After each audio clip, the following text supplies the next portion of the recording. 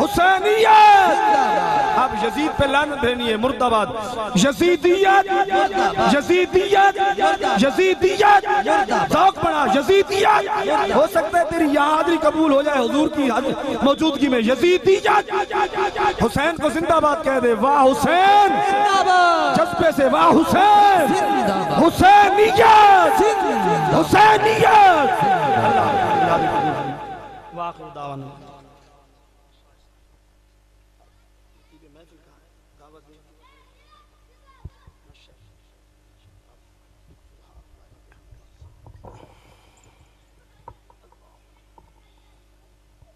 इन्नल हम्दुलिल्लाह वस्सलातु वस्सलामु अला मन ला नबिय्य बअदा व अला आलिहि व अस्हाबिहि व जमीइल अत्क़िया अम्मा बअद फ़अऊज़ु बिल्लाहि मिनश शैतानिर रजीम बिस्मिल्लाहिर रहमानिर रहीम बिस्मिल्लाह आमन्तु बिल्लाहि सदक़ल्लाहुल अज़ीम व सदक़ रसूलुहुन नबियुल करीमुल अमीन व नहनु अला ज़ालिका लमिनश शाहिदीन व शाकिरीन वल्हम्दुलिल्लाहि रब्बिल आलमीन। वक़ाल अल्लाहु तआला फ़ी शानि हबीबिही इन्नल्लाहा व मलाइकतहु युसल्लूना अलन नबी या अय्युहल्लज़ीना आमनू सल्लु अलैहि व सल्लिमू तस्लीमा। अक़ीदत व एहतराम के साथ सलात व सलाम का नजराना नबी अलैहिस्सलातु वस्सलाम की बारगाह में पेश फरमाएं। सलात व सलाम अलैका या रसूल अल्लाह व अला आलिका व अस्हाबिका या सय्यदी या हबीब अल्लाह। अस्सलातु वस्सलामु अलैका या सय्यदी या नबी अल्लाह व अला आलिका व अस्हाबिका या सय्यदी या नूर अल्लाह। अहबाब अज़ीम मोहतरम हाज़रीन मोहतरम सामईन वक़ार, स्टेज की जीनत, अहले सुन्नत के दिलों की जीनत, मोहतरमुल मकाम पीर तरीक़त रहबर शरीयत हज़रत फ़ज़ल रब्बानी मुद्दज़िल्लाहुल आली पीर गुलिस्तान साहब, जुमला अहबाब जो स्टेज पर तशरीफ़ फरमाए, जिन्होंने इस महफ़िल का इनेकाद किया। अल्फाज नहीं कि इस महफिल का तारुफ करवा सकूं, फ़कत इतना कहता हूं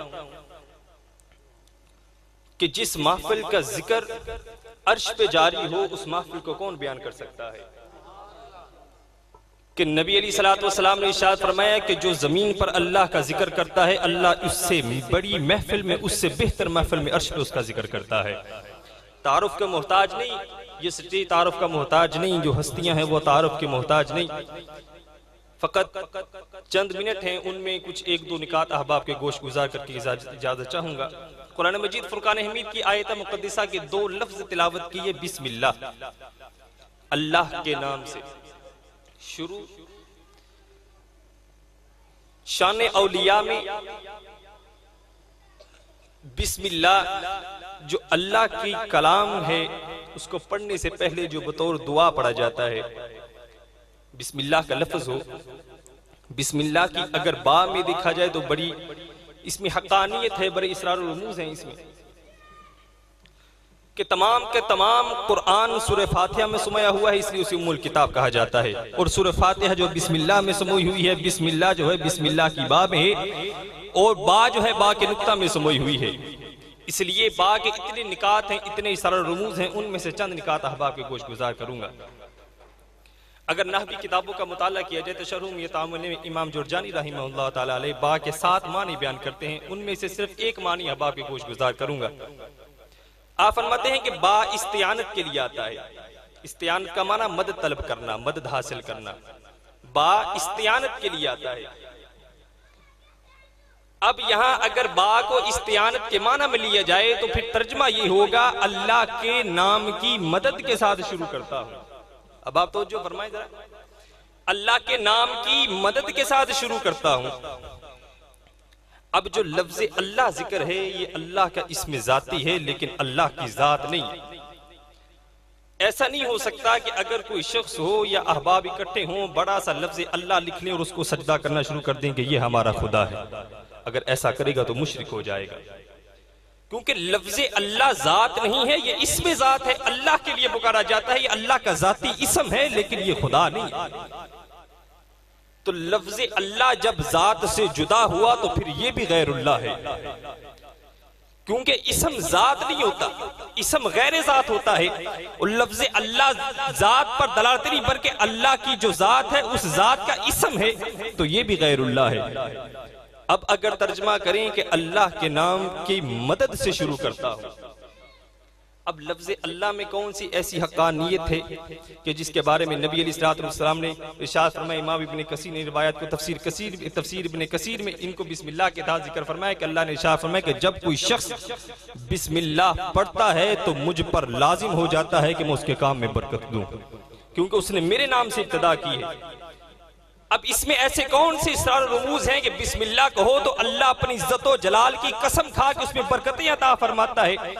वो वजह यह है कि अल्लाह की मारिफत का नूर लफ्ज़ अल्लाह में इस कदर समाया हुआ है कि जो शख्स अल्लाह का नाम ले ले अल्लाह कसम खा लेता है कि मैं इस बंदे के काम को जरूर मुराद तक पहुंचाऊंगा। अब ये लफ्ज़ अल्लाह गैरुल्लाह है। अब इसी से आए वली की तरफ, क्योंकि औलिया अल्लाह की शान बयान करना मकसूद है। अब इसी से वली की तरफ आए। वली जो है वो भी गैरुल्लाह है। लफ्ज़ अल्लाह की मारिफत का नूर समाया, इस वजह से उसमें ये मकाम है। बुखारी शरीफ की हदीस पाक है, बड़ी मशहूर हदीस पाक है कि नबी अलैहिस्सलातु वस्सलाम इरशाद फरमाया कि अल्लाह फरमाता है कि जब कोई शख्स नवाफिल पर दवाम करता है उस वक्त वो मेरा कुर्ब हासिल करता है। मैं उसके हाथ बन जाता हूँ जिनके साथ वो छूता है, मैं उसके कान बन जाता हूँ जिनके साथ वो सुनता है, मैं उसकी आंख बन जाता हूँ जिनके साथ वो देखता है, मैं उसके पाँव बन जाता हूँ जिनके साथ वो चलता है। इसकी शरह में इमाम इब्न हजर अस्कलानी फतुल बारी में इरशाद फरमाते हैं, वलिसानुहुल्लज़ी यतकल्लमु बिही, हज़रत मैमूना की रिवायत में है, वलिसानुहुल्लज़ी यतकल्लमु बिही, मैं उसकी जुबान बन जाता हूँ जिसके साथ वो बोलता है। और इमाम इब्न हजर अस्कलानी फतुल बारी में इसकी शरह में और फरमाते हैं कि रब फरमाता है मैं उसकी अकल बन जाता हूँ जिसके साथ वो सोचता है, मैं उसकी अकल बन जाता हूँ जिसके साथ वो सोचता है। हजरत इमाम गजाली हियाल उलूम में फरमाते हैं, उलमा जुबैदी ने इत्तिहाफ सादतुल मुत्तकीन में इसकी बड़ी तशरीह फरमाई।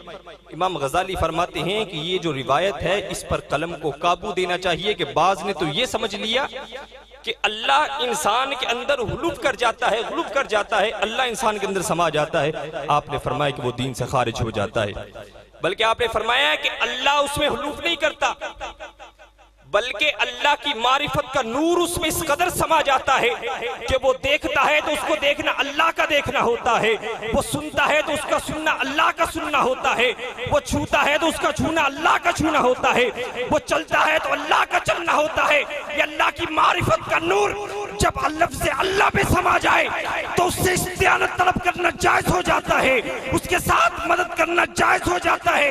अल्लाह कसम खा लेता है कि मैं इसके काम को मुराद तक पहुंचाऊंगा।